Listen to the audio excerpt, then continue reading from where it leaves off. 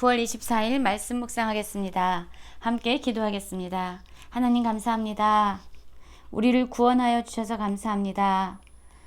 또한 우리에게 하나님의 말씀을 주셔서 하나님의 백성답게 이 땅을 어떻게 살아가야 되는지 알게 하셔서 감사합니다. 하나님의 말씀과 하나님의 뜻에 순종하는 저희가 되게 하시고 그로 말미암아 하나님의 백성답게 하나님의 자녀답게 이 땅을 살아가게 하여 주시옵소서. 예수님 이름으로 기도했습니다. 아멘. 오늘의 말씀은 출애굽기 20장 1절부터 17절까지의 말씀입니다. 말씀을 함께 살펴보시기 전에 개인적으로 말씀을 꼭 읽으시고 묵상하는 시간 가지시기 바랍니다. 20장 1절입니다. 하나님이 이 모든 말씀으로 말씀하여 이르되 나는 너를 애굽 땅 종되었던 집에서 인도하여 낸 내 하나님 여호와니라 라는 말씀으로 시작하고 있지요.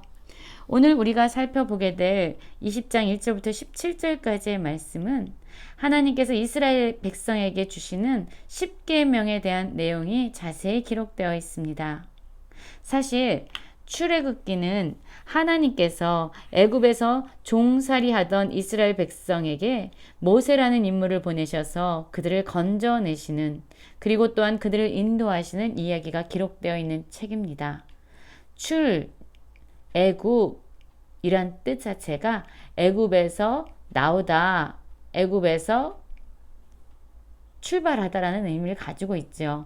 그래서 이 출애굽기는 이스라엘 백성이 애굽에서 건짐을 받고 하나님이 이제 그들의 백성, 그의 백성을, 이스라엘 백성을 인도하는 그런 이야기가 쭉 펼쳐집니다.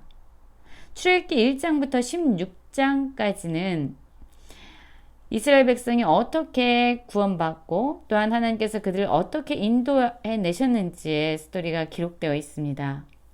그리고 17장부터 40장까지는 하나님이 이스라엘 백성을 자기의 거룩한 백성으로 세우시기 위해서 그들에게 하나님의 말씀, 율법을 주시고 또한 하나님을 만나고 예배할 수 있는 거룩한 성막을 어떻게 건설할 것인지에 대해서 말씀해 주시고 또한 그 말씀에 따라 이스라엘 백성이 하나님의 성막을 건설하는 이야기를 그리고 있습니다. 그렇습니다. 이스라엘 백성들은요, 애굽이라는 땅에서 나오는 것도 매우 중요합니다. 그러나 사실 그들을 애굽에서 건져내신 하나님의 분명한 뜻이 있었습니다. 하나님은 이스라엘 백성을 자신의 백성으로 거룩한 백성으로 삼으시기 위해서 그들을 건져내셨습니다. 그렇기 때문에 이스라엘 백성은 이제 앞으로 하나님의 백성으로 이 땅을 어떻게 살아가야 되는지 알아야 하고 또한 하나님은 그들에게 그것을 알려주기를 기뻐하셨던 것이죠.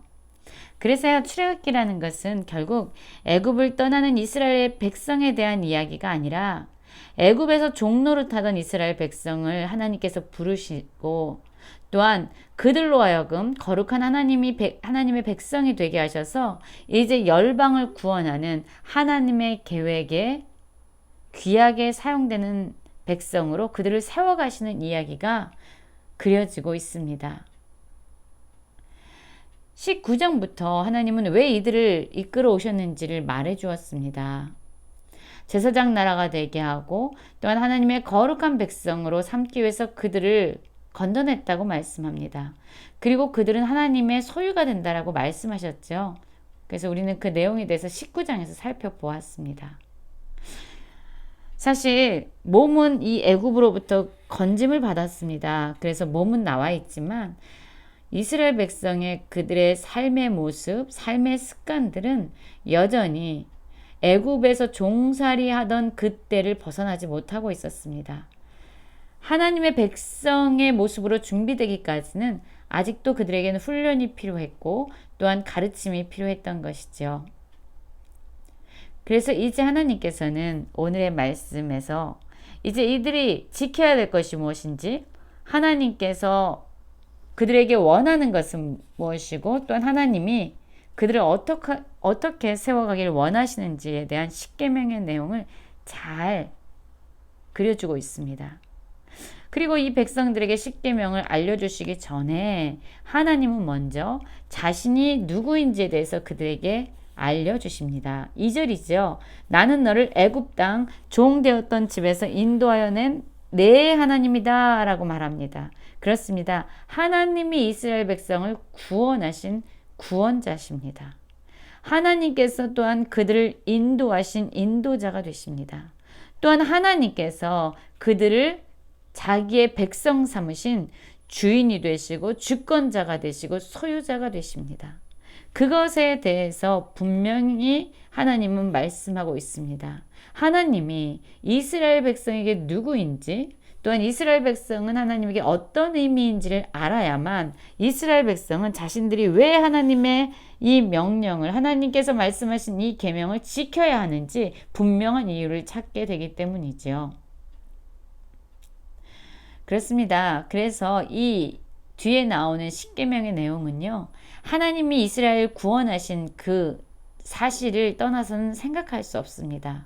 하나님께서 이스라엘을 구원하셨기 때문에 그들과 긴밀한 관계를 갖게 되시고요. 또한 십계명은 이제 그들에게 삶의 지표로서 주어지게 되는 것입니다. 하나님 나라의 백성으로 어떻게 살아야 할지를 가르쳐 주시는 거예요. 다시 한번 생각해 보면 이런 내용이죠. 출애굽, 이스라엘 백성은 애굽에서 나왔습니다. 그런데 이제는 훈련을 받아야 해요. 하나님의 백성이 되는 길. 이제 더 이상 종으로서가 아니라 하나님 백성으로 살아야 되기 때문에요. 한번 생각해 볼까요? 우리가 지방에서 서울로 이사를 왔습니다. 몸은 서울로 온 거예요. 그런데 여러분, 우리의 그 말투, 지방 사투리를 쓰던 우리의 말투나 또한 그곳에서 생활하던 우리의 습관들은요, 아직 고쳐지지 않습니다. 사투리가 금방 표준말로 바뀔 수는 없잖아요. 사투리가 표준말이 되기 위해서, 또한 지방에서 살던 그 습관이 변화되기 위해서는 우리에겐 훈련과 어떤 시간이 소요됩니다. 시간이 필요합니다. 지금 하나님께서 이스라엘 백성에게 그것을 가르쳐 주고 계시는 거예요. 자, 그러면 그 내용이 무엇인지 우리 한번 살펴보도록 하겠습니다. 십계명의 내용은 우리 모두가 알고 있기 때문에 간단히 살펴보도록 하겠습니다. 3절입니다.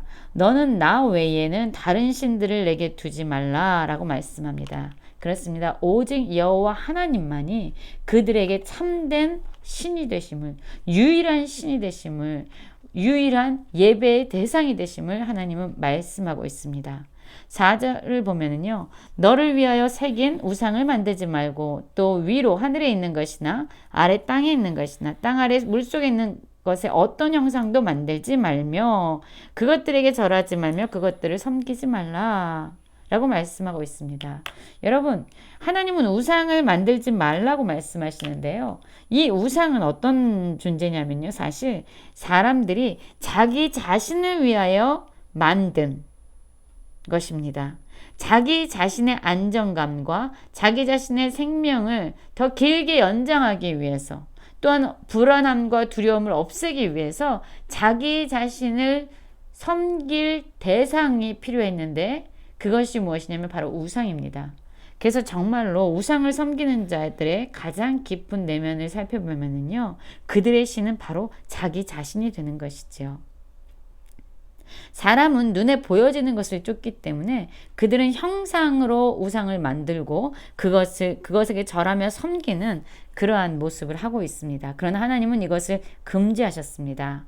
오직 사람에게 안정감을 줄 수 있는 분, 오직 그들을 다스리시고 인도하시고 돌보실 수 있는 분은 하나님 한 분이라고 하나님은 말씀하십니다.